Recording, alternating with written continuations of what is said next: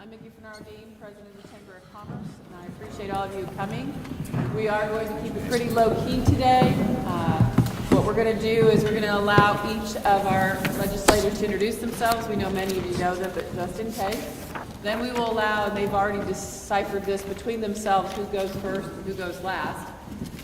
They will be allowed 5 to 6 minutes to kind of give you an overview, update, anything that they see as pertinent or critical right now that they're focusing on, or if they would like support from us, or they think we might want them to work with them on specifically. Then we will open it up for questions, and we don't have cards. We're just going to do an open discussion for questions with them. And of course, if you have a question that's directed to one specifically, that's fine. If it's more generic, we'll let them scrap over who gets to answer it first. My money is on, probably Lonnie, no.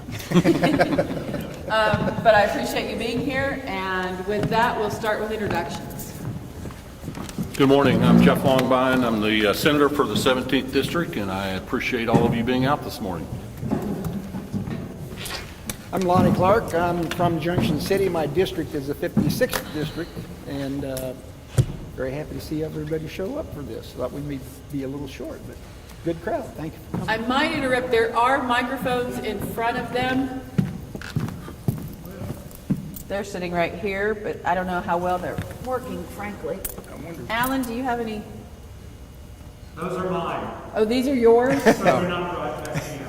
Oh, that's the problem. So you guys are going to have to project. Okay, Okay. I can do that. All right. Sorry, guys. Go ahead. Thank you. So I'm Dave Baker, and I'm the rep for the 68th District. I'm Tom Hawk, and I'm Senate District 22, which is Riley County, Clay County, and the western part of Erie County. Happy to be here. Okay, I think I lost the straw, shortest straw deal again. These guys have a great way of rigging that. I'm not sure how they do it. Never been able to figure it out, but We vote before you clearly 10 years in a row you've been able to pull it off. Really appreciate all of you being here this morning. This is a great opportunity for us not only to tell you what's going on in the legislature, but hopefully get some good solid feedback from you through your questions and through your comments. Session has started off pretty well. I would call it a little bit slow, and we certainly lost some ground this week with the weather.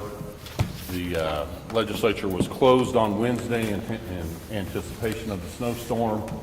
The Senate basically went pro forma, and most committees were canceled on Thursday and Friday. So I haven't been in Topeka since Tuesday, and I think Tom probably maybe has with some budget hearings, but House had a few committees working, but no legislation has basically passed from Wednesday through Friday. So what that means is that we will have a tremendous amount of work to do when we get back on Monday to catch up for this week. Next week will be what, week 5? And so we need to get to going. I want to spend a couple of minutes on some what I think are key issues that may interest you. I'm going to start off with redistricting. That has been in the news quite a bit the last couple of weeks. And so the legislature first considered a congressional map. Senate and House maps will be coming hopefully this week. We need to get to working on those. The legislature, mainly through a partisan vote, passed a congressional map. I have a copy of it here. If anybody wants to take a look at it, I will leave it. I'll give you a few highlights on it. It puts KU and K-State in the same congressional district. It takes ESU, Washburn, and Pittsburgh, 3 of our 4 regional institutions, and puts them in the same congressional district in the second. It has 0 population deviation, and it is fairly decent looking. Not that decent looking matters, but it has been criticized highly for splitting Wyandotte County, and The reality of it is the population in Johnson and Wyandotte County is too big to be in one congressional district. So you either have to split Wyandotte, you have to split Johnson, or you have to split both. This particular map puts Lawrence in the first district. That's problematic. Most people would call it gerrymandering. I tend to agree. But this is the map that passed. The legislature, Governor Kelly vetoed it day before yesterday. And so we will wait to see when we get back to Topeka exactly what we'll do with it, whether we'll attempt to override it, whether we will attempt to change the map in some way to where we can either have enough votes for an override or work out with Governor Kelly on something she will sign. This is the Republican map. When you have a body that has supermajorities on both sides, you're going to end up with a map that favors Republicans. This is the one that they've accused us of gerrymandering. Hear, hear. Jeff, Glad you brought that up. a quick question for those people who are present. Would it be possible for you to send that to us at the chamber? We could post it on our Facebook page. I can for either people? send it to you, or you can go under Senate Bill 355 Okay. on the legislative website and pull it up, and you can print it right from there, or look at it, or So what we could do for everyone is we could post it on the chamber website so that it would be accessible that way, if that helps out. So, in response, here is the map that was submitted during our floor debate by the Democrat leader of the Senate. So this map doesn't split Wyandotte County, it splits Johnson County, and it takes the Republican stronghold out of Wyandotte, or out of the third district, and puts it into the second. It also takes, this is, the light color is the first district. So it takes all of southeast Kansas and puts it in the first district, which our current congressman in the second district is from southeast Kansas, so he would basically be losing all of his strongholds. The thing that bothers me the most about this one is my home county, Lyon County, it takes Emporia out of the second district and puts it in the first. And all of the other townships in Lyon County are in the second. Now, I don't know whether that was done to make sure that someone from Emporia didn't ever run for Congress, but you could make that argument.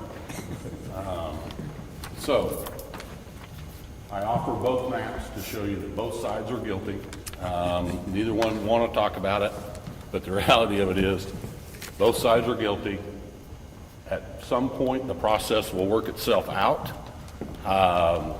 It is a four-step process. It has to be passed by the Senate, it has to be passed by the House, has to be signed by the governor, and if any one of those three steps are not done, the court will draw them. If those three are successful, the court still has to approve. So we are somewhat early in the stages. There's certainly some posturing going on. We'll see how things end up by the time we're done. I'm going to spend a couple minutes on Senate Bill 341. That is a bill that I introduced earlier in the session.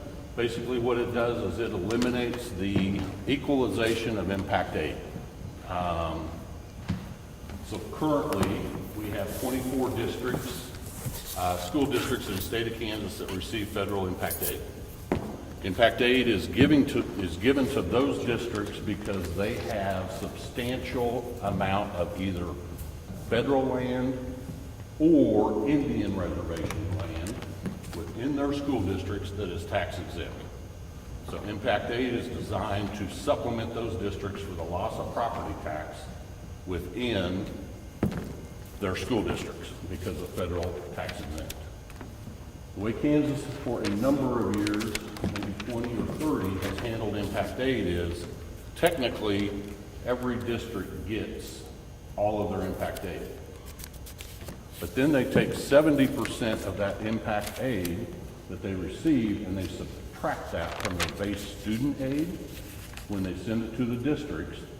So effectively, we are equalizing impact aid.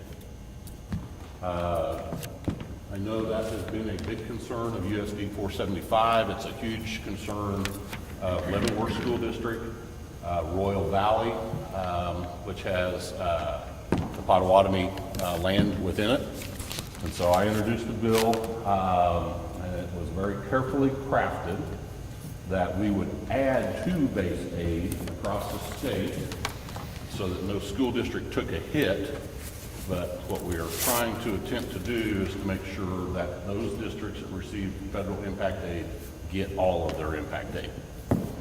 We had a hearing on Monday. I thought it went very well.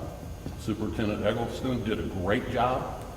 We had the superintendent from Royal Valley, the superintendent from Leavenworth, and General Wiggins did an incredible job of explaining to the committee that this is problematic with the Department of Defense. Number one, they are sending money to those districts to be intended to use for a purpose. And after Arizona and Alaska passed legislation last year, Kansas is now the only state that equalizes federal impact aid in the country. And so when they put the big map up, as General Wiggins described it, every state is green except for Kansas, and we're red. And so I hope that bill makes it through the process. As I said, I think we had a good hearing. I think our education chair plans to work that hopefully next week. But then we've got to get it across the floor. We've got to get it to the House. We've got to get the governor to sign it. So we're early in the process, but it is something that we are working on. Hopefully it goes well. There will be opposition to it. Because some will think that their district's going to lose.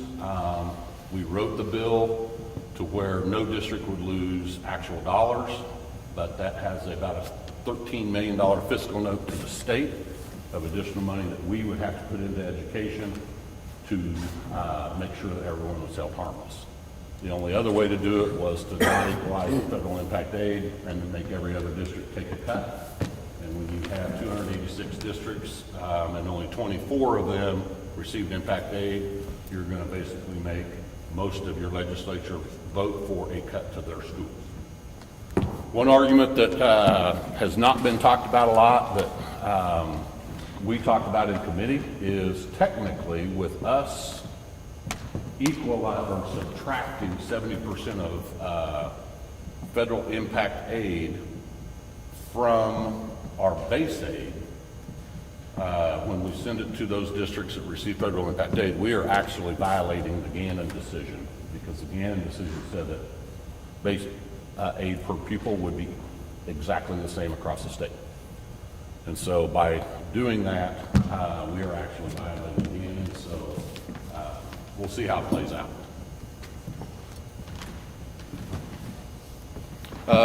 Another bill that came across our floor this week that I sponsored, or co-sponsored it with 39 of my other senators, was the Gold Star Memorial Bill. We will, if this bill makes it through, and I anticipate it will, with a 40-0 vote in the Senate, we will erect a Gold Star family memorial on the State House grounds. General Wiggins has done a lot of work on this also. It has already been approved by the Capital Preservation Committee. It's now passed the Senate on a 40-0 vote. I know there are a number of co-sponsors in the House, so I anticipate it going to the House. Once that's done, fundraising will begin. Design work has already been done, and hopefully we can have a celebration and a ribbon cutting on that memorial sometime late this spring. The Senate passed a very large economic development incentive package the previous week. We are down to one of two states that are vying for a very large project, $4 billion in capital investment, up to 4,000 jobs. It would be located somewhere in the northeast part of the state, but we passed a very large economic development incentive package for them, subject to them coming to Kansas. It went to the House. It was quite honestly hurried up, and the Senate didn't do as much work on it as we should have. The House has taken the time to clean it up, and so I anticipate that'll run across both floors, but that would be a huge economic boon for the entire state if we're able to secure that project. Budget and taxes are going okay, I think. Tom can talk a lot more about the Senate budget because he serves on that committee, but I do anticipate some kind of sales tax reduction on food. I don't know at this point what it looks like, or what will be considered food, what won't be considered food, whether it's ratcheted down, whether my preference would certainly be that we remove the state portion of food sales tax and let each county and municipality decide on their own what they wish to do on their local sales taxes. So we'll see how that plays out. We have one bill that I'm going to talk about that's probably pretty controversial that I am quite honestly disgusted with. We have a bill in the Senate, and the House took kind of a different approach, but this would allow doctors in Kansas to prescribe basically hydrochloroquine or ivermectin for treatment of COVID, regardless of what the FDA says and regardless of what our state licensing says. And it would also make any investigations into physicians that had prescribed that, it would retroactively do away with those investigations. During committee hearing, we had one of our Republican senators admit, who is a physician, that he has been under investigation for 18 months. And so, in my opinion, that bill is self-serving, it's self-dealing, it's completely inappropriate, and I will not be voting for it. I, quite honestly, as an automobile dealer and a senator, I do not have the knowledge to know whether ivermectin or hydrochloroquine work. Quite honestly, I don't care. That is something that needs to be decided between a physician and a patient with oversight from those that regulate those. But I do feel very strongly about a bill that is clearly self-serving and self-dealing, and we don't have room for that in the legislature. I think I've used my 6 minutes. Been a couple of them. Senator Hawk? Thank you, Senator Longbine. I always appreciate your willingness to let us nominate you to kick things off. And I always get to say, and now for the rest of the story. I did want to say I am on the Budget Committee. I'm the ranking member of Senate Ways and Means, and we're in the middle of our budget subcommittees. We don't have any big decisions made yet. The governor has several things I'll talk about in a minute that I think are really good. In fact, most of them, in my opinion, and my other 3 colleagues can disagree if they do, but I think most of them are Republican ideas or have been pretty bipartisan in the past. And it certainly makes us more agreeable on the budget when we have revenues. I think we took in $100 million this last month, more than we had even anticipated in November, and we're looking at nearly a $3 billion ending balance before we do some of the things that the governor suggested and that we have out there. So I'll talk a little bit more about the budget. I'm also on Transportation Committee, and we'll talk about a couple bills there. I'm on Utilities Committee. That's kind of exciting in that I think our chair would like to cause a problem in terms of what has been good economic development in our state with renewable energy. I just got appointed to the Spark Committee, which is the new federal dollars that we have, as you'll recall. We've taken in, yesterday I heard $28 billion in federal funds as a result of coronavirus. And that's a lot of money that's come into our state, probably one of the factors in why our economy is doing so well. The latest round is $1.6 billion. We allocated $500 million of that to go into Department of Labor to use to build up our trust fund. We have the rest of it that we've been, the State Finance Council and Spark has spent, about 300 or 400 million of that. And so we have about 731 million left. We have a great example of this that we had out here this summer in terms of Twin Valley and some of the broadband expansion. That's a high priority for me because I think that's the future of not only this community but our state in terms of us having broadband available. So we had our first kickoff there yesterday. I'm also on the Joint Building Committee, and that's the one that sort of decides what we do. Some of you may be split, as I am, in terms of where do we put our money in terms of our buildings. We have a huge issue in higher ed with deferred maintenance, $1.2 billion statewide with our institutions of higher ed that need deferred maintenance. And that we're not going to get at that very fast. The governor put $20 million into her budget. So that's been something that we'll talk about and we have talked about. The other is the docking building. How many of you have seen the docking building? Actually, it was built as a neo-modern building, had a pretty interesting energy core, but our subcommittee or our committee sort of recommended that we take down the top 9 floors and either leave 3 or destroy the rest of them. The preservation people are not very happy with that. I think the governor finally decided we just need to do something. So right now that's the plan. We have federal dollars that can help pay for up to half of that, along with a new lab for KDHE. And certainly COVID has really showed us what problems we have with KDHE in terms of we have probably one of the oldest, worst labs. I visited, it's out by Forbes Field. So the plan now is to build a new lab over across from the Judicial Center and to the south of the docking building. And so altogether, we can get about half of that money with these federal dollars. And so probably the best time to take care of that. In my opinion, not necessarily the best solution, but any plan is better than no plan, and we had no plan for a long time. So sometimes you hold your nose and you go along with what isn't the best idea. Speaking of that, let's give the rest of the story on Senate Bill 341. And I'm very cautious about it. I do think Barry Wiggins makes a really important point, and certainly it affects this community with impact aid. And that's the money that comes from the federal government to military bases and Indian reservations and school districts. Manhattan gets some impact aid. To give you an idea, the money that Junction City keeps is about $4.5 million.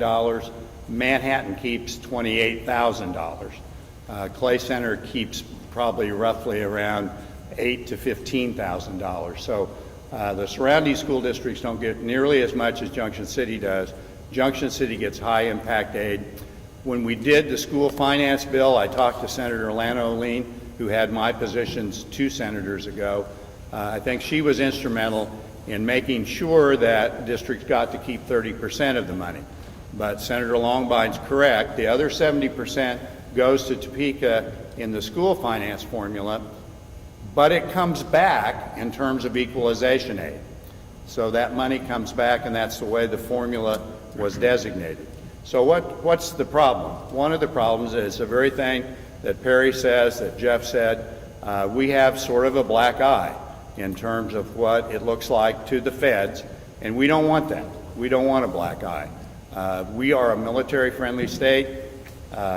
I pushed very hard to get the second count day because our students, particularly during Iraq and Afghani campaigns, were at a disadvantage because people came and went, and we did not necessarily get to count those kids if they weren't here by September 20th. We've done things with scholarships. We've done a whole lot of things that I think are military friendly. I think this community in Manhattan has been dedicated to it. So that's a problem we need to fix. This bill might fix that, but it might also cause a problem in terms of equalization. I've been talking with the State Department. The previous director of finance was very adamant that it would be violation of state law for us not to use that, at least that 70%, to put into the formula. I have a copy of a letter I just got this morning that talks about the U.S. Education Department approving that process. I don't want to lose the 30% that we use. That is extra money. We have the fundamental question: should military kids get less money? just because they go to a school that is on a military base? And the answer, I think we all agree, is no. Should they get more money? I think most people in the state would say no, they shouldn't get more money either. People in Junction City and Fort Leavenworth and Royal Valley might say, yes, they should get more money. But I think when you look at equalization, that becomes the question. So, do we have a PR problem with Department of Defense where they don't understand our equalization formula? Do we have a problem with the legality of that formula in terms of equalization? And I'd say yes on both. So how do we fix that? Can we find a win-win? One of the win-wins that I've talked with Superintendent Eggleston about is maybe we could transfer that money, let the school districts keep it, but instead of it going into the general aid formula that causes equalization problem, it might just go into capital outlay, might go into LOB, might go into special ed. I'm not sure which of those things are legal, and that's the tricky part. If we don't do it right, and we have to look at the reality in terms of, Senator Longbein talked about what are other districts going to say about this. If we don't do it just right, they could say, wait, why are you keeping 30%? And when I talked to Senator O'Lean, she said, well, back when we did this in '93, prior to that, we were not quite as military friendly. Maybe some of you remember the days when we weren't actually as supportive of the military, particularly, I think about Aggieville and Manhattan. And we've come a long way to being, as a state, recognizing what an incredible economic piece Fort Riley is, and our other military bases, and our Guard, is to our state. But we don't want people to think, well, my school district's going to lose, or this district's going to get a bigger advantage. So I think it's a trickier issue than it looks like on the surface. It's a complex issue. I want to make sure we find a win-win so we don't lose anything, so we take care of our kids. It's hard for me to talk to some of my colleagues and say, well, things are really hurting in Junction City. I know we built a brand new high school that I am so proud of, and I hope you are too. We're building a new elementary school. We have a couple new schools. We have middle school. We've done really well on that. Fort Leavenworth has good schools, but they have no capital outlay base. So there's a good argument. Royal Valley, Indian Reservation, I hadn't even thought about that, and Jeff mentioned that, and I talked to their superintendent. Over 50% of their district is reservation. They can't pass a bond election because most people say, I don't want to do that and buy some other kid's schools. We build our school. I don't think we had a property tax increase for this school. The state of Kansas put in almost half that money. The feds put in the other half. We wisely used high impact aid. So it's hard to say that we're really at a disadvantage if you look at the big picture. But I also think there are differences in terms of military bases. So how do we sell that? It's not a slam dunk. And I think there's legitimate concerns on both sides of that issue. I go back to my Rotary thing. Is it the truth, and is it fair? And is it fair to everybody concerned and beneficial? And I think we have to look at that. So, great issue. The other one that sort of affects our area is we have a chance because of this $3 billion ending balance. I think this is a temporary situation, but the sun is shining. I hope we make wise decisions with that money, mostly one-time expenditures. But we have unfunded liability with Milford Lake. We have unfunded liability with Hillsdale, Perry Lake, some of our other reservoirs. Is that something we want to pay off? May not be the highest priority. We have NBAth at K-State that we put $130 million in. The governor says pay that off. We didn't pay at least two things with layering on Capers retirement system. We could pay that off. That saves us general fund money, saves us $272 million over the course of that loan that we didn't pay off. So there are some good things. We need a rainy day fund.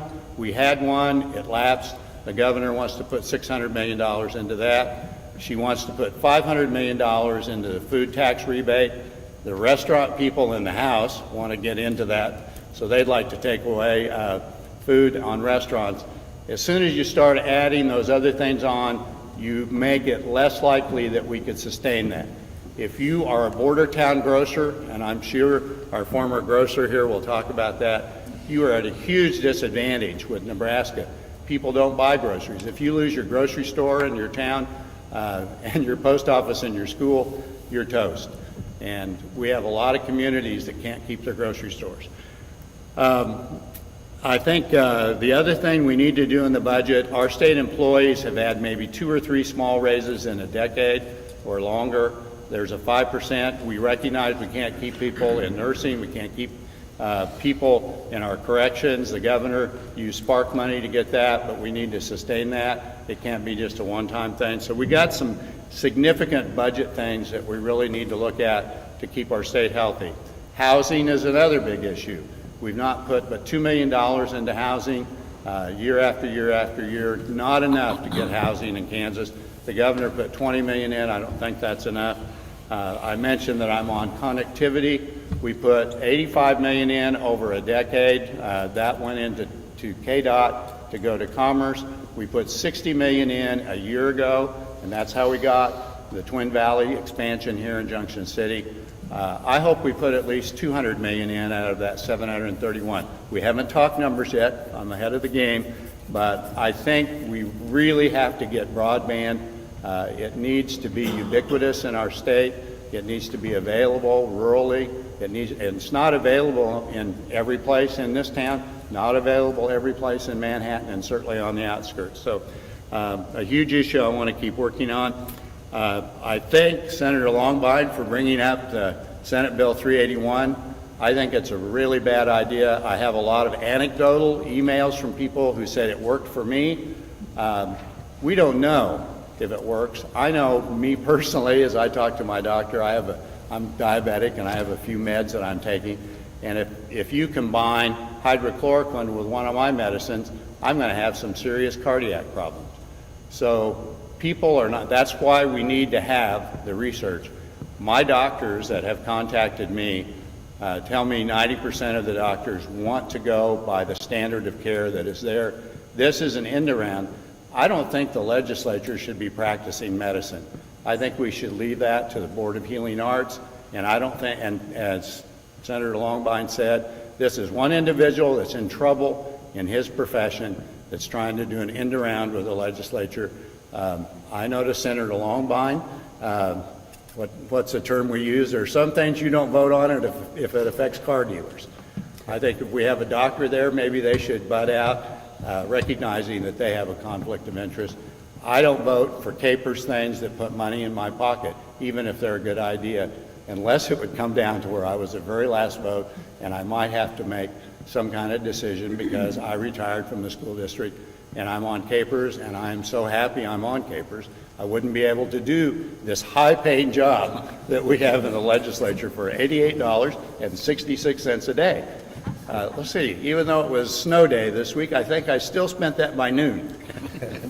Anyway, we have an issue out there with the National Guard. I just saw Senator Longbine. I'm trying to do the rest of your talk, Jeff.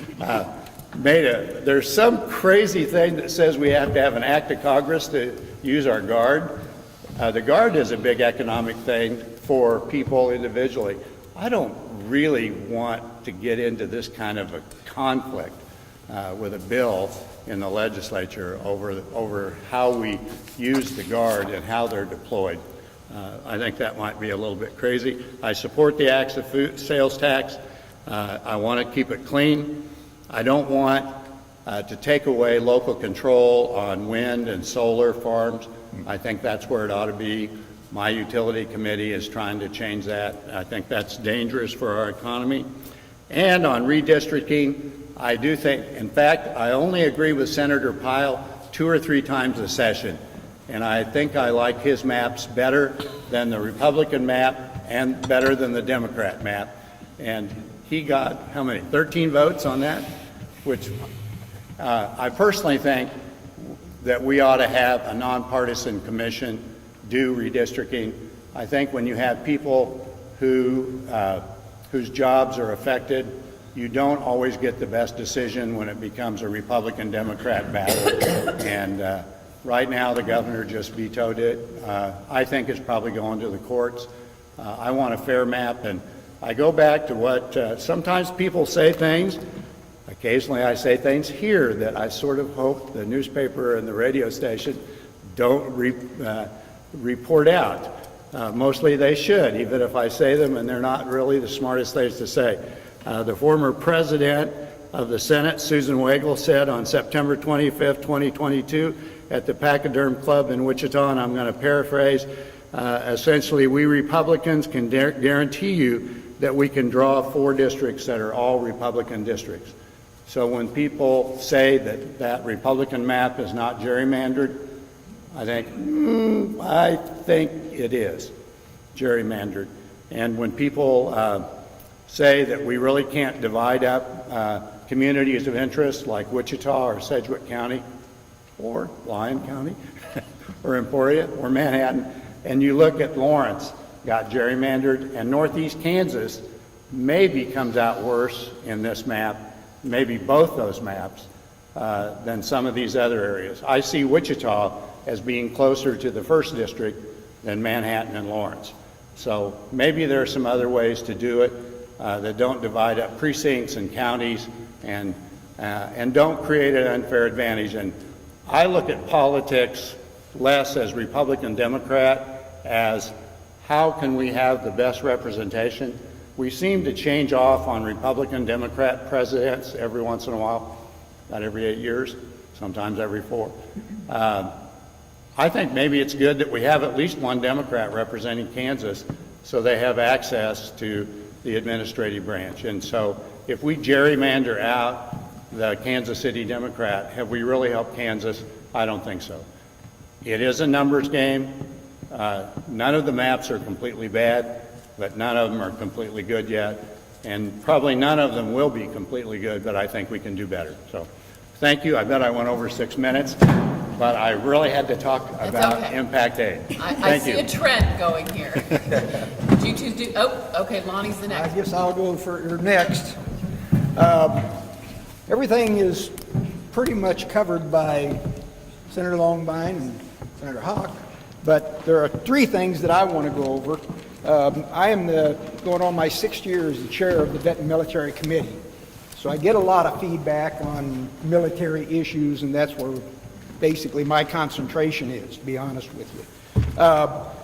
The 3 things that we're working on this session that I think are very important to the state of Kansas is, number 1, is looking at military wives who come to Kansas from another state or from across the line someplace, and they have difficulty having their professional licenses approved by Kansas without continued education and those sorts of things. We passed out of the committee a week and a half ago, a bill that will allow those wives, when they come to the state of Kansas with a professional license from another state, they'll be allowed to work off of that license until they get their Kansas license. They have 30 days to apply for the Kansas license. That's the only stipulation to it. They can't drag it out, but at least they can go into that profession working just like they did before they came to Kansas using that license. So that was a big step for us, I thought, out of my committee. The other one is the license or discounts for vets over 65 on our turnpike. I had a request for this bill. I won't mention the name, Perry Wiggins, but that was one of the things that he asked me to try to get passed through. So we did work a bill out of my committee that would give military veterans over the age of 65 a discount on turnpike fees. And the way we did that was passing the legislation out of the House. It'll go to the Senate, and then it'll be up to the Turnpike Commission to figure out how that discount is awarded to the people on the turnpike. So that's something that I'm really hoping will happen. I can't guarantee it, but it passed out of committee. It'll be up to the Senate now after they get working with it, and they'll, I know, add some favorable things to that bill when it gets there. So that's a given. The other thing that has been on my agenda, and these are the top 3 things that I wrote down to talk about for my 6 minutes, which I will stay at. You get the award then. Oh, okay. For some unknown reason, I found this out about a week ago, working on Kansas is, as everyone knows, is a Purple Star school district. It's the only school district in the country that receives funding for military students that go to our public schools. For some reason, and I don't know what this is yet, I just found out last Thursday, the state of Kansas keeps 25% of that funding. And I don't know why, I don't know where it's going, I don't know what they use it for, but I'm going to be introducing legislation that I know Senator Hawk and Senator Longbine will favorably vote for, is for Kansas to get the rest of that money for the schools. It shouldn't, or for Geary County, 475, to get the rest of that funding. It shouldn't be split off and divvied up to the other schools or wherever that money's going, and I don't know where that is for sure yet. But those are the three things that, excuse me, are on my priority list right now. And that legislation is going to come out of that military committee in the next 2 weeks, hopefully. And then it'll go to the Senate, and then it'll come back, and hopefully everything will go through. And they'll have some favorable amendments to add to it, because the Senate adds amendments to everything. So, with that, and they're all good amendments. Can we ask him how much is that Purple Star money total? Do you know how much? I don't know what the total is, but the state's keeping 24,000 of it, I think. Okay. Somewhere in that Not a vicinity. huge amount, but. Well, it would help the 475. So that's the big issue that I have with it. So I'll have more information on that the next time we get together, I hope. And with that, I will turn it over to Representative Baker. Did I hit my 6 minutes? Thank you. And as you've heard, we're pretty busy on certain things, not very busy on other things, and we all serve on different committees and have different levels of interest on certain subjects. It's hard to be an expert on all subjects. When it comes to things like education, we have people who are experts on education. Senator Longbine has been in the Senate. He's been on a lot of different committees over the last 10 years, and he's a great resource for me to go and ask questions of, to get accurate, correct information. And accurate, correct information is in short supply everywhere.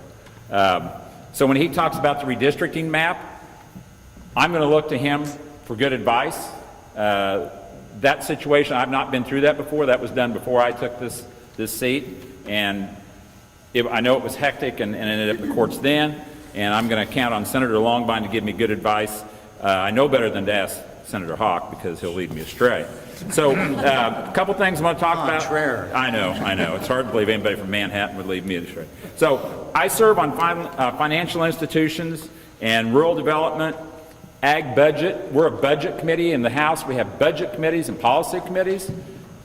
We've done a little deal here of blurring the line between budget committees approving the budgets or not approving the budgets, and policy committees not really dealing with policy.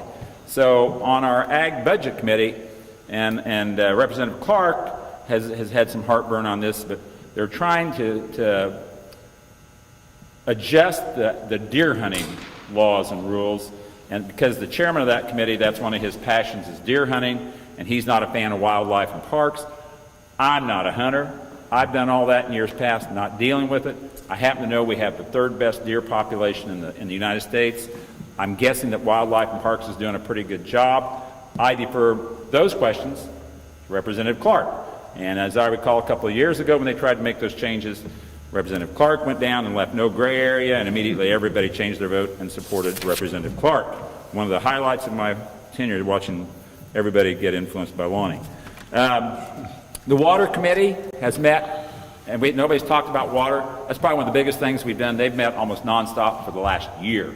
That is a passionate group of people, and they're going to come up with a water policy for the state of Kansas. That bill is going to be 100 pages long. And the heartburn is they want that bill done real quick. Well, not real quick. They want it done quicker than what the revisers are able to get it done. So the chair of the committee, Representative Highland, it is his passion, it's his legacy.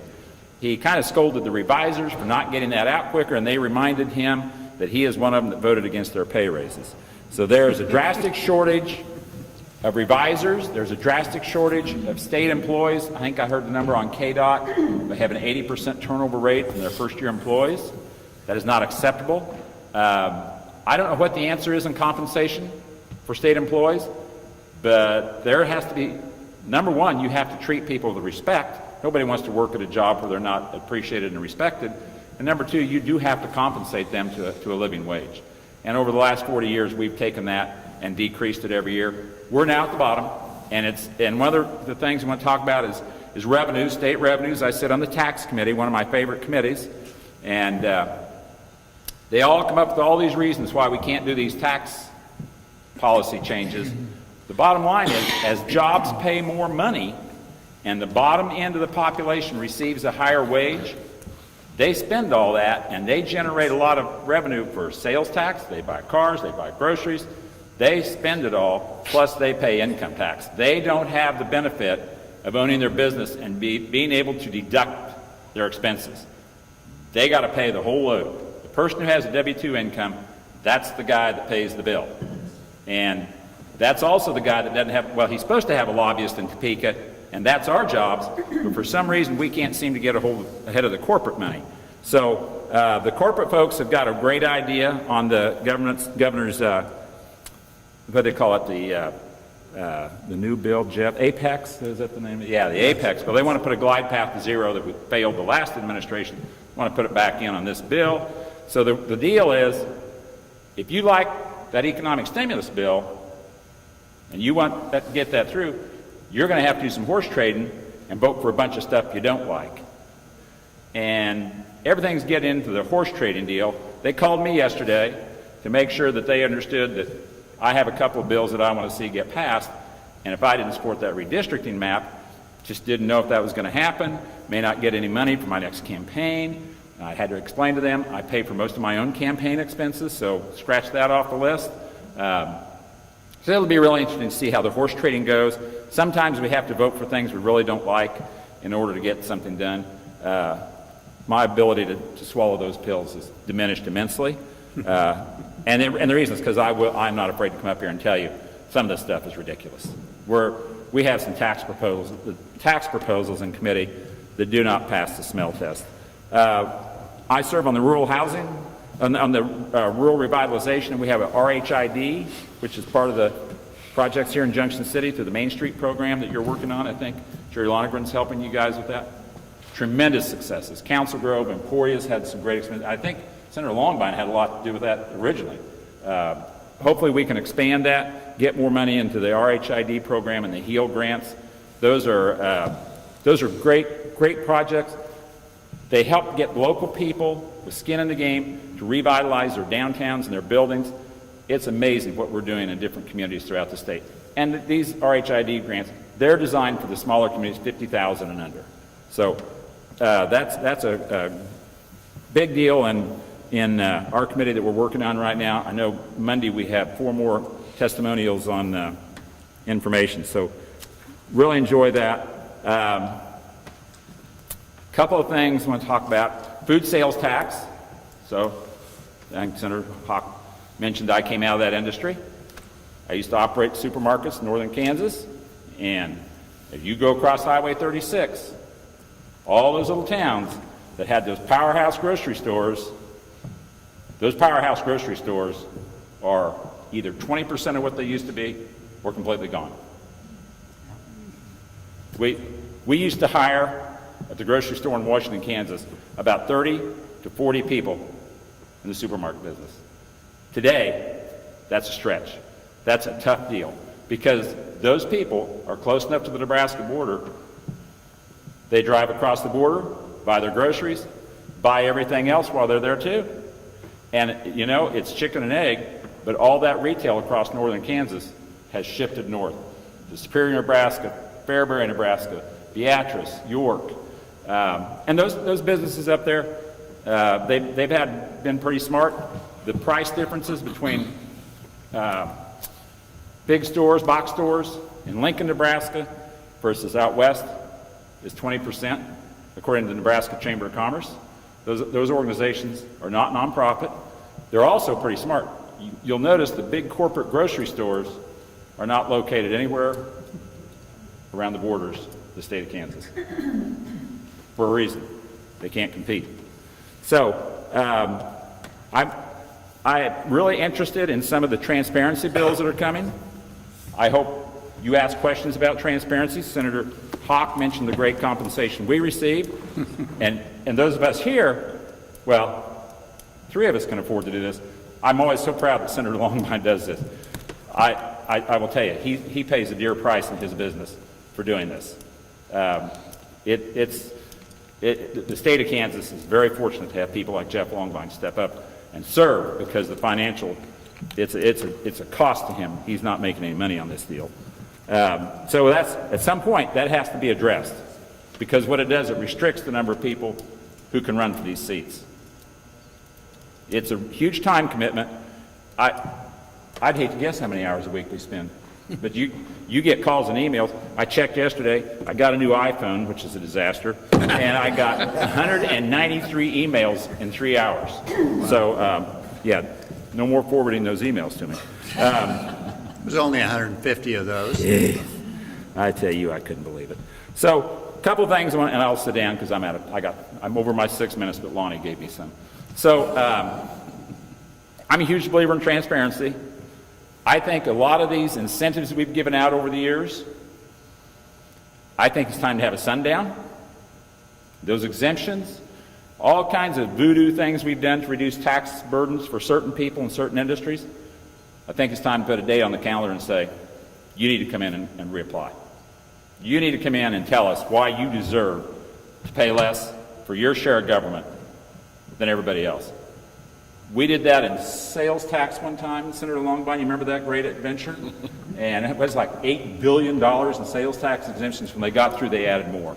But I do think we need to get serious about that. I hope taxpayers in the next election hold the feet to the fire of everybody who comes to town and promises you things. We're going to lower your taxes. Of course you're going to lower my taxes. I always hear that. We lower your taxes at state level, and then we just cause your local governments all kinds of heartburn. And that's, makes us look good in Topeka. Sure puts a terrible burden on city, county, and school budgets. Junior ROTC is one of the huge programs here in Junction City that is I think is one of the great successes. I am so proud when I see those kids perform. I would really like to see us take that statewide. That's a great program. I know when I was in school, we played football, and our football coach was beyond a disciplinarian. In today's world, he wouldn't have been allowed to coach. But, I think those kids need that structure and that discipline, and that junior ROTC program is to be commended. And I hope in the years to come we can work with Perry Wiggins and some of the military people and get that pushed through. There's a website called CanView, and very few people seem to know about that website. It's canview.ks.gov. And if you'll go on that website, it's a transparency website. It helps you find a lot of bills and a lot of information very easily. So I have no idea. That's been around for 3 or 4 years, but we've never really promoted it. So I share that with everybody where I go. Most legislators don't even know it exists. So I will tell you that my goal on a lot of these things is to make sure that I represent my district. I get phone calls, I get emails from my constituents up here, and throughout the district. I absolutely love it. I got one from a lady the other day whose family owns a large construction company, and they've been friends of mine for 50 years. And she was complaining about some deal, and it was a form email. We get these form emails that says just sign here and send it to Dave. And so I called her up, and I said, Sandy, somebody must have hacked your email address. You're not going to believe it. I got this email from you that you want me to support this. And she's like, well, I said, you don't want that. If I do that, if I support that bill, and we change that, your company won't exist anymore. Most people don't realize how many tax assistance programs they're benefiting from. You know, there's a lot of federal and state dollars that flows into each community, and the smaller the community, percentage-wise, the more there is. So we need to be real careful when we complain about federal and state officials not sending their fair share of money here. I think most of us in rural Kansas, we do real well. So one final thing I will say, I'm going to be working on a campaign finance change. It seems like we can't get anything done at federal level. We can't get anything done at state level. Maybe we'll just start right here in the 68th district.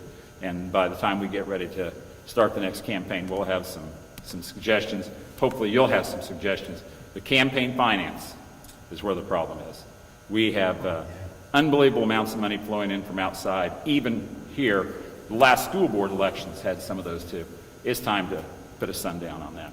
So I've gone over, and I apologize for that. I'll sit down. I just want to make comment that the gentleman that had the seat before me used to be the Honorable Representative Moxley. Now he said he's less than honorable. When he talked, he's the one that taught Jeff Longvine how to go over on all these deals. So I have to share that little story. But he was a great guy and a good friend, and he always wants me to tell everybody hi up here. So with that, I'll sit down. I do have cards, and I hope if you have a chance, pick a card up, call me, email me, text me, however you want to do it. I love to talk to issues, and I can explain how I vote and why I feel the way I do on certain things. But my job is to represent you, not special interest. And and I'll just leave it at that, but I'm pretty passionate about that. Thank you. Well, thank you, gentlemen. Appreciate all of that. And I think it's interesting to say, this is a little tongue-in-cheek, when I visit with all four of them, I said 5 to 6 minutes, and they said, oh, not a problem, not a problem. So they did a good job, don't you think? And for coming out this morning, giving us a overview of everything. We don't have cards. We're just going to do this where you raise your hand, and Dick Young is the very first, and then Terry Butler will be next, and then Dr. Miller, and then Tom. It's cold in here. I'm freezing. Sorry, Tom. So, Dick.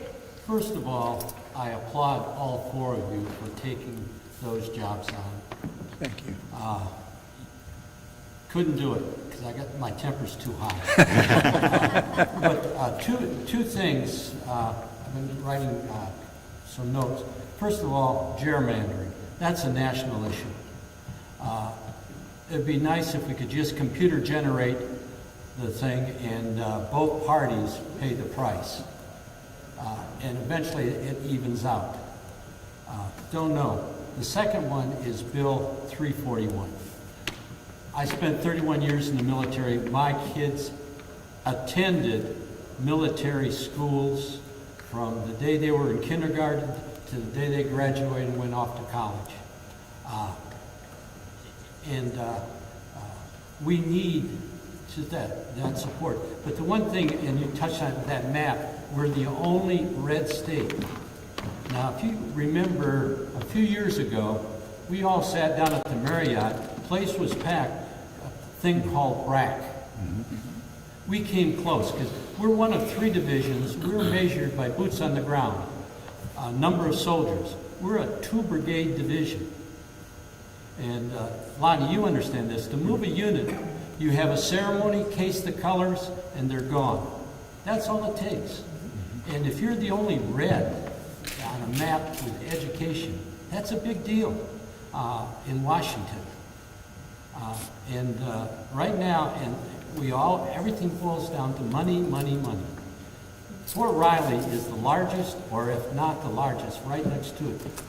Fort Riley puts $1,862,248,000 back in the local economy. I work for Briggs's Military Affairs. 70% of this business is either directly or indirectly tied to Fort Riley. What happens when Fort Riley goes away? Try to sell your house, type of thing. Big picture, does some school district get less money? Maybe, but that red state is what really bothers me. When you're the only one. And then when you're only one of three, it was bad enough. But now you're the only one. And don't believe there's not states out there already thinking, what could we put another division here? In the situation in Europe, the first, if they put a division back in Europe, it's going to be the first just because of the history of it. So don't ever take Fort Riley for granted, because not only it's it's one of the largest economic drivers in our state. It's all, our kids. They deserve the same level of education as everybody else. Those are my two big burning things. But again, what you do, you deserve a place in heaven. And a good point to that, Dick, is that was the biggest reason that I'm looking into this. Why is Kansas keeping some of this money? I want to know where that's going. And we need to get that back to this district and make sure 475 has the revenue and the means to take care of it. Every district that has, I didn't understand the connection to federal land until I spoke with you. Yeah. But it's so important that we don't lose sight of the big picture also.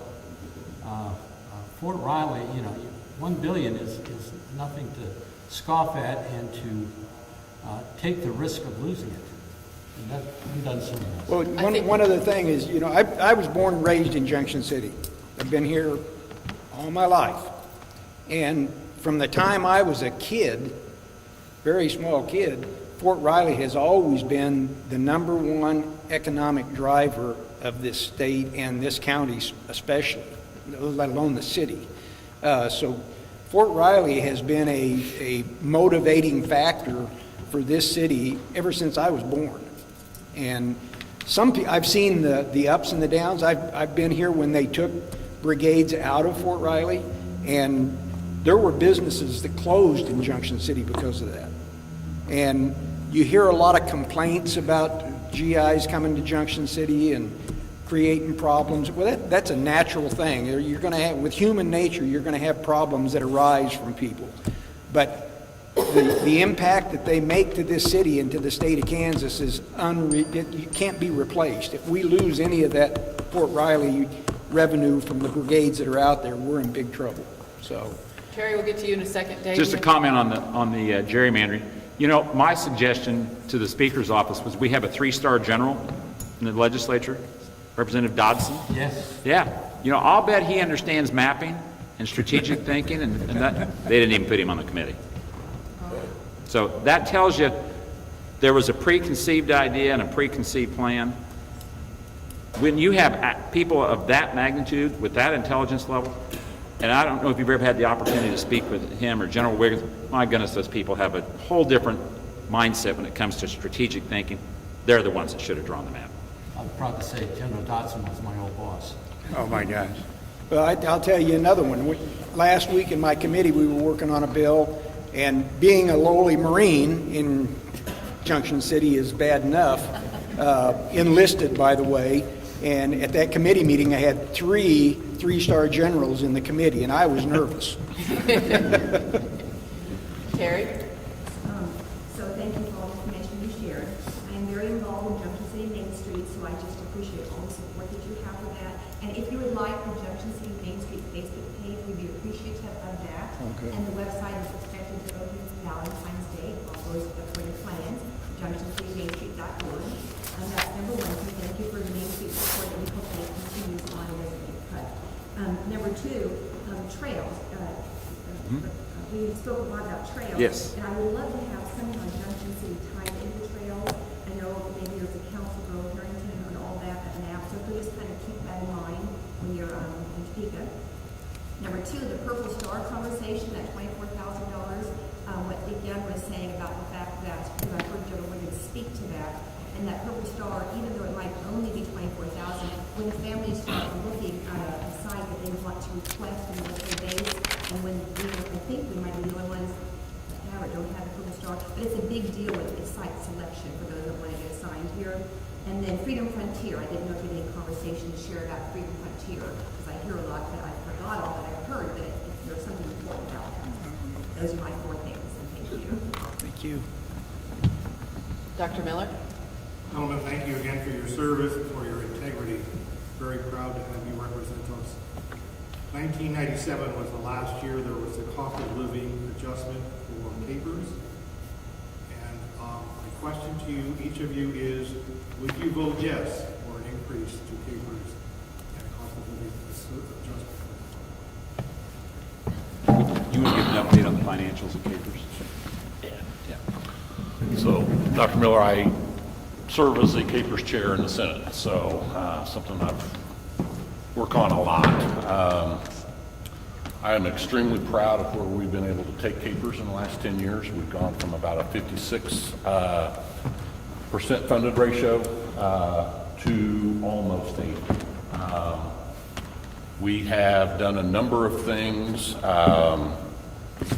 going clear back to 2012 with the establishment of Tier 3. We have bonded $1.5 billion that the state general fund is obligated to pay back. And we put that money into capers. It was basically an arbitrage situation where we were able to bond the money very cheaply and knew our investment returns in capers would supersede that. I understand that capers retirees have not had a cost of living increase since 1997. The reality of it is the plan was never, ever designed to accommodate a COLA. So we have to be very, very careful in how we do that. There are 119,000 retirees in Tier 1 and Tier 2 currently. So a meaningful COLA, I just used $100 a month.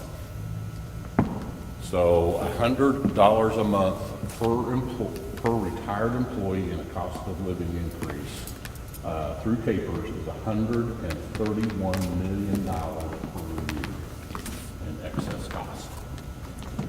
That is either has to come out of the state general fund budget or it has to come out of the earnings. Right this day, I would say we could afford either through earnings or through state general fund dollars, we could provide a 1-year COLA without much problem. My concern is years 2, 3, 8, 20,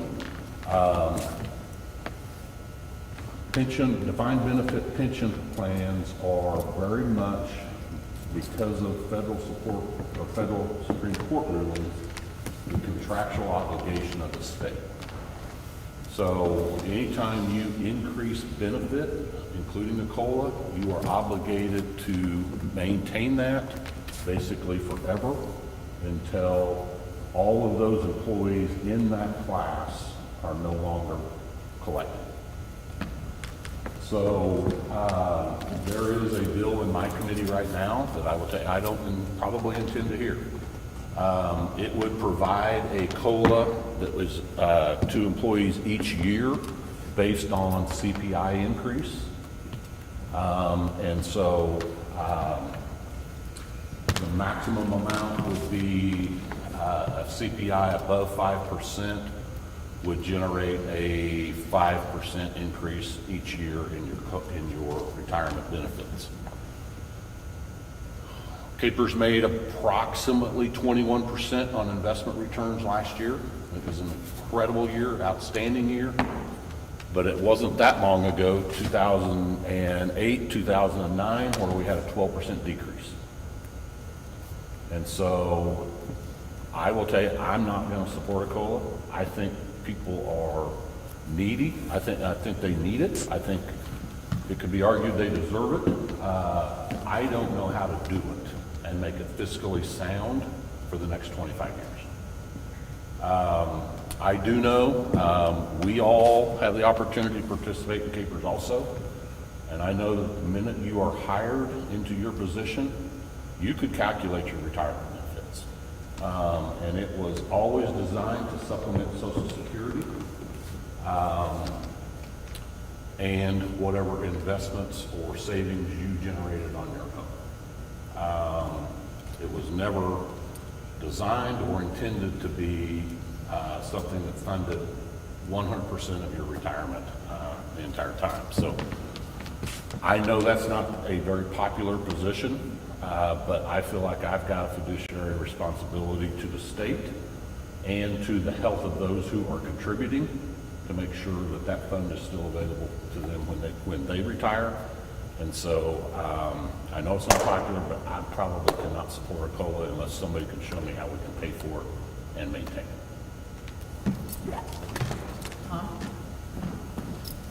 You want the rest of us to, do you want the rest of us to answer? Yeah. He asked us. Yes, go ahead. I'm a definite maybe on that. You're not laughing. No, I have the same problem. It's a defined benefit program. I get Capers benefits. What I'm concerned about are the people that retired 20 plus years ago and they're having a hard time getting by. I didn't realize that we were potentially stuck because of federal rulings that we'd have to maintain a COLA if we did it, and I think that's really problematic. My priority is to get our unfunded liability up to at least 80%, and as Jeff said, we've made tremendous strides on that. We've gone from 56%, I think 76% right now, roughly. 76 to 77. And I wanted to put $1 billion in terms of bonding last year. We got the lowest rates we've ever gotten. My colleagues got scared at the end and only went $500 million. That would have helped us get up to that. When we get to the 80%, maybe we could look at, and again, I think if we do it, it probably ought to come out of earnings. I know we've done some 13th checks, and if there's some way to do that for people who are retired over 20, this will be my 21st year, so I might have to support 22 years or older, but I don't want to get it because I think that's a conflict of interest for me personally. But if we could figure out a way to do it, not get stuck on the federal end and take it out of our ending balance and not hurt getting up to 80%.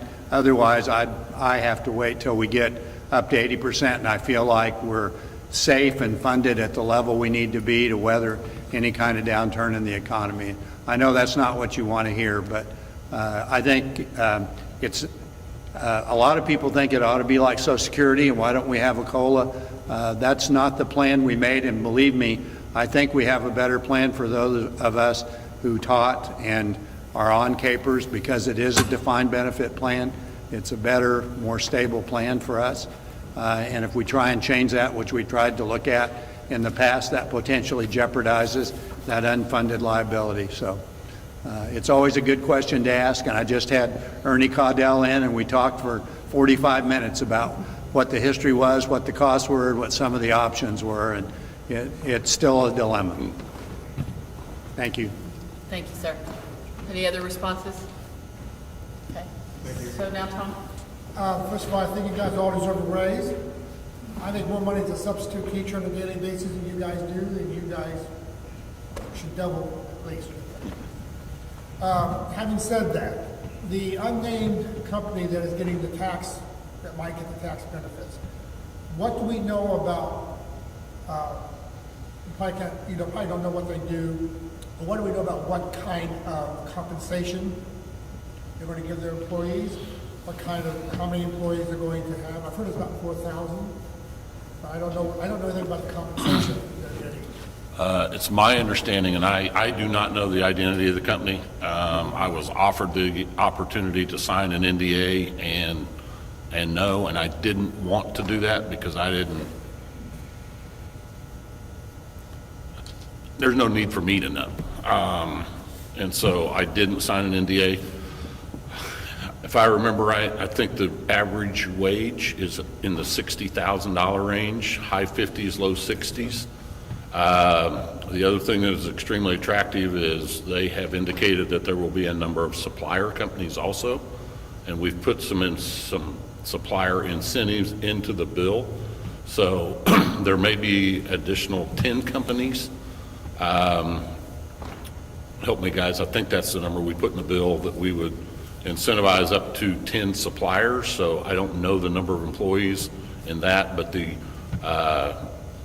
Department of Commerce is telling us approximately 4,000 jobs. Nikki? I would venture to guess, to tag on to this, that as our Senate and our House, you have put clawback clauses and performance clauses in that bill, correct? Yes, we have. Yes. So just to comment on that. So the state of Kansas is about 70% reliant on agriculture. I mean, a lot of our economy is based on cattle production and grain production. And that's great, except if you've ever farmed, some years aren't always as profitable as other years. And right now we have some safety nets in there to help you. The problem with that, for the amount of investment, and Jim Schmidt left, but I will tell you the amount of money to buy a new combine, to buy a new tractor, and sooner or later you will have to buy a new combine and a new tractor. And you will have to buy those input costs. It's high stakes. It's high stakes poker in agriculture. We're seeing a big change in land ownership because of some of our tax policies. In the Flint Hills down Morris and Chase County, we've got some out-of-state people coming in, and it makes no difference what you want to pay for an acre of land. They'll pay $1 more. Texas. That'll be a heartburn. But this bill, hopefully, and as we get more details, hopefully it's our chance to get a little more diversity in the state of Kansas away from agriculture. I mean, agriculture is great and it's our lifeblood, but we need to diversify a little bit. We have everything tied to one industry. We do have a snafu in that bill where most of us thought there was a provision to reduce corporate income tax so it would benefit other businesses, 0.5%. And it turned out that was written in a way where it took it to zero. Did not work out in the Brownback era. So we're counting on the House to fix that, or conference committee, and that was not what was intended. That was something that the Senate leadership demanded go in there into that, and probably wasn't a great idea if we really look at it. So I hope you guys, it used to be the Senate had to fix every stupid thing the House did. Now that seems to be the other way around. Thanks, guys. Well, our tax chair, our commerce chair in the House used to sell auto warranties, Yeah, so I know he'll have. Oh, so we could add rest that easy. in, maybe. Yeah. Maybe have any other questions? Any other questions? Yes, Mr. I also Dinkle. have a question for you. Food sales tax, as a city, my concern is, can the state have the ability to affect the local sales tax? Everybody says, well, why would you want to do that? In using any kind of figures at all, we figure that local sales tax, if you would drop it on food, would be about $1 million, $1.5 million at least. So the question would be, and about 40% of our sales tax we get goes to debt service bonds that the city put in place back in 2005, 2010, 11 range, which now would cause our city commissions maybe have to vote for more property tax or swing back the other way. I get all the arguments, no problem again, when it comes to local sales tax. And of course, on the neighborhood sales tax, I hope that this, and it may come up again this year, is again how this county sales tax is divided. It's worked for 40 some odd years. It works quite well. And you got to realize that in a county such as this, where 60, 70% of the people in the county live in Junction City, plus 72% of the valuation of the county comes out of Junction City, plus probably 85% of the sales tax is raised in Junction City. The formula has been in place for 40 years. It works extremely well. It's fair, it's equitable. Turning it the other way, or even have the ability where a county could drop the sales tax now and then try to vote it back, which now would make the city might have to oppose it. It would not be a good situation. So I'll take that. So the sales tax, the support I have is just on grocery store food. Yeah. That is not on restaurants. It's farmers markets and grocery store food. That's all we need on that bill. We don't need all these amendments and all this voodoo. We can afford that bill with the increased revenue from internet sales tax, even though we still have the $100,000 threshold on marketplace facilitators, which is ludicrous. But the amount of money it's going to cost at state level, and that's the only tax we really need to weigh in on is the state's 6.5% sales tax, not the city and county. If you want to tax food, if you want to do that, that's a local decision. That shouldn't come out of Topeka. I think we should also go back in and look at restoring some of the money we have removed from city and county budgets. Ad valorem tax, mortgage registration tax. I got a number from Riley County, and Riley County last year, by removing mortgage registration tax from their budget, cost them $775,000. It was $170,000 in 2015 when that visionary decision was made. Now it's up to $770,000. There was no reason to remove that. It was one of those deals that all taxes are bad, we'll just go after that one, and somebody needed to pay back for a favor. It's not right. That's one of a very minor part of a real estate transaction. There's all kinds of taxes we've done. We need to put those, we need city and county governments to get together as a unified voice, come to the legislature in person, sit down in the offices of legislators and explain to them why they need those dollars returned. The reason your property taxes and sales taxes are so high at local level is we've stripped the money out, kept it in Topeka in order to lower taxes at state level so we get elected. And we appreciate that, but maybe, you know, my daughter's buying a new house. And her husband's in the military. They're buying a new house in Wyoming, Colorado area, and $380,000 house, and their property tax is $1,800. And I'm trying to convince her to move back to Council Grove about what a great opportunity you come back and continue the family name, which that's not going to happen either. Bottom line, that same house in Council Grove is $7,500 on property tax, and then she has to pay food sales. She named about 6 things that cost more in my little town than what it's costing her there. And she said, "Dad, why are you still there?" And you know, my brother lives in Phoenix, another brother in Colorado. We compare cost of everything. We live here because we have great government services. If I call an ambulance, if I call a fire truck, I drive some of the finest roads in the country, and I appreciate that, and I'm willing to pay for that, and I'm proud of it. But I think maybe we need to re-examine and have a sundown and evaluate some of the incentives we've given. And that's where I'm at, and I certainly appreciate city and county governments having to operate as we strip revenue away from you. Can I say, Alan, the governor's plan initially on AXA food sales tax was not to deal with local units of government, and as you clearly say, Clay Center is another good example.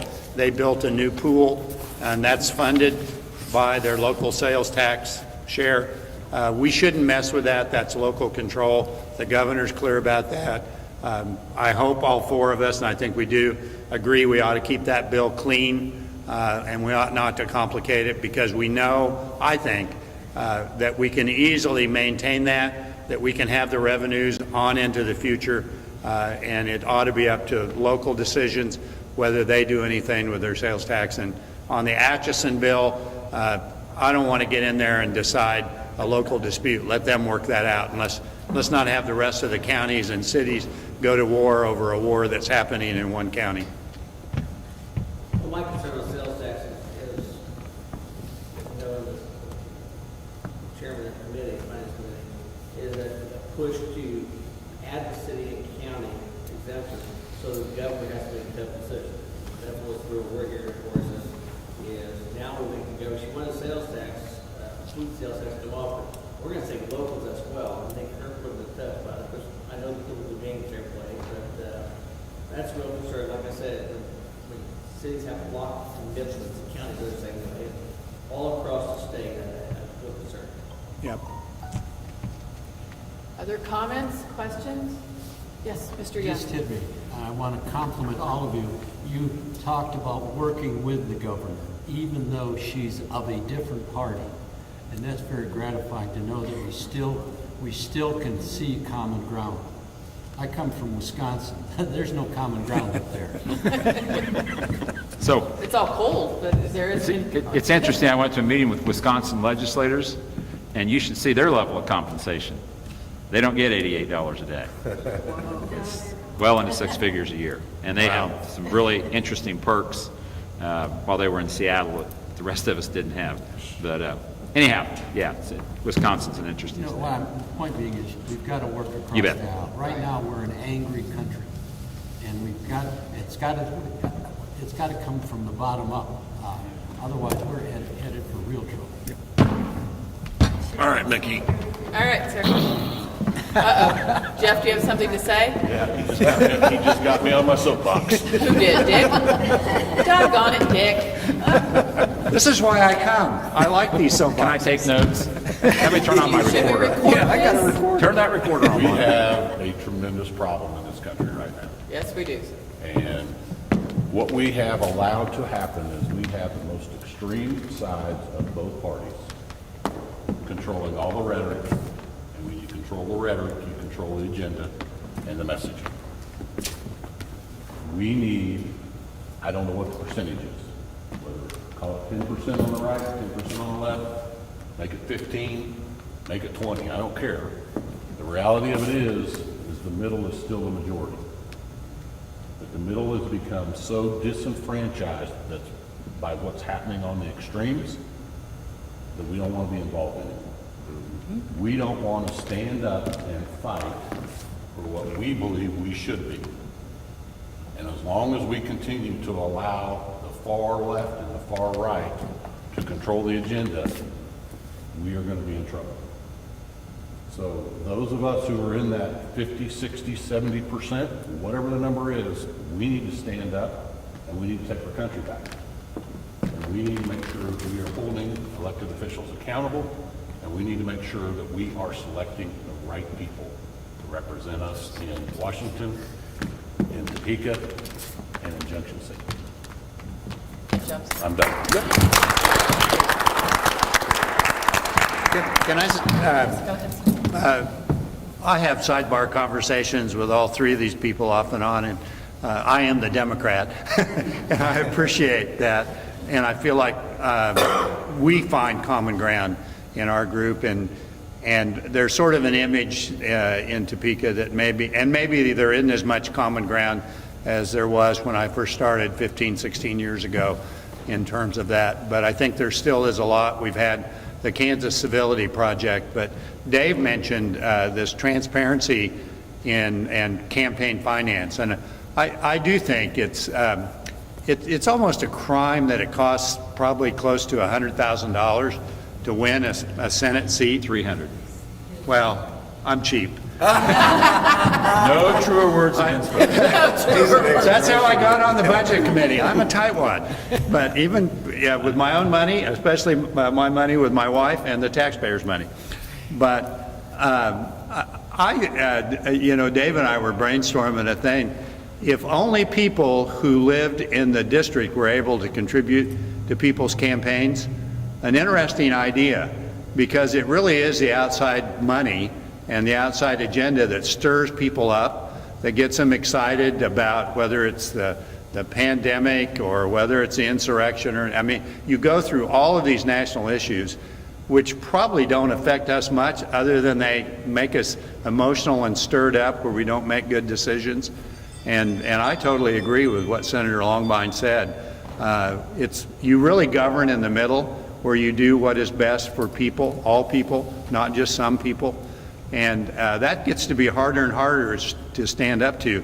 Those 195 messages that I sent you, and that one other person. No, I get so many form letters that are really probably come from either Russia, China, or Washington, D.C., that get people in my district stirred up about something, which isn't really, it's do we get broadband, do we fund our schools, do we take care of our military family? You go through the things that we all agree to, but what do you see in the news, and what kinds of email and what social media do we have? It makes us all hate each other. I can't even talk to some people in my family because they go, "Oh, are you still a Democrat?" I go, "Well, I could have been a Republican, but they weren't supporting schools enough when I ran 16 years ago, and the Democrats seem to be wanting to fund schools at a level that I thought needed to be funded, so that's what I picked." If you ask most people who run, they were not really locked into one party or the other, but boy, you sure get there, and it becomes the worst of NFL teams, and it becomes a sports mentality in the public's mind that you have to be on one team or the other, and it doesn't matter if you have any good players on your team or not. And I don't think that's the way the founders wanted us to be. I think it's great we have two parties, and we ought to. We had a great debate here today about impact aid. I think we agree that we want to get it, we want to spend it right. What's the right way to do it? And there are different ways to look at it, and that's the way our system ought to work. Not that it's all right or all wrong. Let's find a path that's a win-win. And it's going to take the voters and citizens like you all here to really stand up, as Senator Longbine said, to say, you get the kind of government that you want and that you vote for. And it is our kids' future that's at stake. I would thank you for that and echo, because I hear from my colleagues a lot that we've become a very combative society, and it gets to be very difficult to do anything when you're in nothing but a combative society. Because instead of working, like everybody's complimented you today across the lines, you just butt heads and nothing gets done. And then we have, you know, in the economic development world, it's extremely competitive, as you know, with the Apex bill. I mean, we're competing not just now regionally, statewide, we're competing globally for the jobs that are out there, the investment that's out there. And those type of companies that we're looking at, there's only probably 15 to 20 of them a year that move across, not just in this country, but internationally. So thank you for the statement. I would just add one thing for thought process, because of what I hear in the industry, not just on the industrial side and business side, but I also hear it on the personal side, is insurance.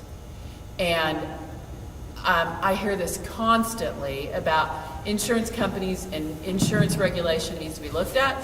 It's absolutely out of control. And we haven't looked at it nationally, we haven't looked at it statewide, or we haven't looked at it regionally. But when you have a family that I know that owns their own business, who's had the same insurance company for 40 years and has had no major claims, and gets a letter in the mail to their firm saying, we're dropping you, and then they can't get insurance and they can't afford it. And when you talk about tax costs, you know, I know companies always talk about the cost of taxes. Well, look at what the cost of insurance are now to small companies, to families, to seniors, and the way insurance companies treat them. But also, let's talk about how many insurance companies have great lobbying firms. So I got a constituent. I get emails and contacts from constituents that are just absolutely gut-wrenching. This lady happened to be a friend of mine. She's a nurse, 63 years old, and her employer decided to go to a staffing agency because they just flat ran out of help. Right. So one of the ways they help pay for the staffing agency, because the staffing agencies charge substantially more, they took all the current nurses and put them all to part-time. So at 63 years old, she lost her health insurance benefit. Right. The only health insurance she could find was from Blue Cross Blue Shield, which I understand that, and it was $1,500 a month for a $10,000 deductible. Yep. She called me in tears, and I personally helped her out financially, make some of those payments. Not everybody can do that, but I know the lady. It's heart-wrenching. My wife had breast cancer 10 years ago, and right in the middle of that, we got a little note from Blue Cross Blue Shield that says, gee, tough luck for you, canceled. We're done. And the Affordable Care Act came in, and they had to take us back, but I will tell you, the last thing you want to do is tell your spouse that news. So I never did tell her. I know better. But anyway. Transparency. Transparency. Yeah. You know, Sometimes it's good, well, it's just sometimes better not to tell you. You know, it's not a good time. Health insurance is a big problem. It's very, but we don't really want to tackle that. That's a federal issue. It is. And we need some help on that from the But federal property issue. insurance, you know, it's all absolutely amok when you're visiting with firms. Yeah. It's Yeah. real. And just a good friend of mine who had just a small life insurance policy for the last 10, 15, I get its term, but went up 78% on her policy costs this year. So it's either pay that 78% increase or drop it and then try and find more. So it's insane. And it affects people, you know, personal as well as business. Mickey, you're right, but there's, and I chair the Senate Insurance Committee, so deal with this on an everyday basis. Health insurance costs are out of control. So there's a number of factors. Number one, the Affordable Care Act made some major changes And so premium costs can no longer be rated on experience. It is strictly on age. And so the reality of it is we as a society, or those that are carrying insurance, are getting older. Older and older. And as you get older, costs go up. The Affordable Care Act also included a number of great provisions. Children can stay on their parents' insurance until age 27. Women's wellness, physicals on an annual basis. I mean, a ton of benefits that were not included previously that are now either included, guaranteed insured, or no cost. You have to pay for that. Part of our problem is, one big problem that needs to be fixed is on the exchanges. We have a situation where we have open enrollment 365 days a year. So what happens is that those that are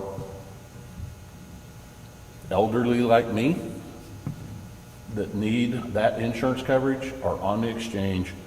The young people are not. Because what can happen is if I'm 23 years old and I'm playing town basketball tonight and I tear my knee up and I don't have medical insurance, I can go to the doctor and he can tell me, you got to have surgery.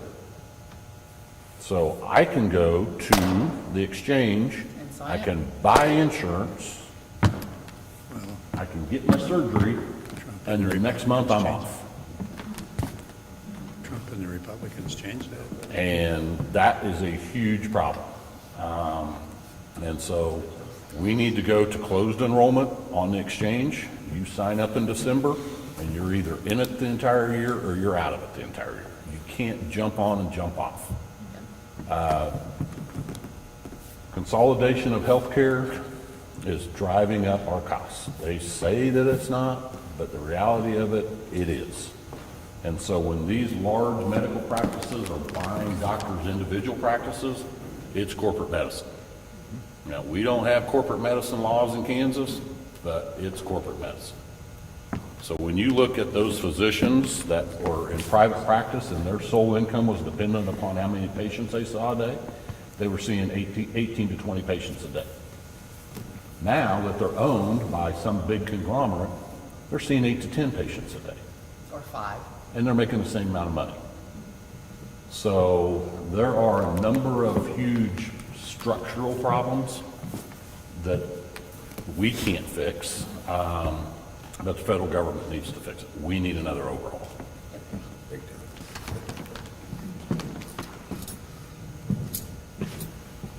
Okay, well, we have just a few more minutes. It's really been great to have all of you with us today and all your comments and you to come and listen. Any other last comments, questions, words of wisdom? Yes, sir, I'm sorry, I don't know your name. That's fine. When's the next get-together? The next get-together will be March, it's the first Saturday in March, 5th, March 5th. Yeah. Thank you, Alan, since I didn't have my calendar in front of my notes.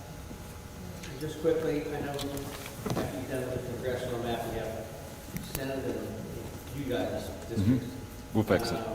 I would just love to have all four of you still represent the city.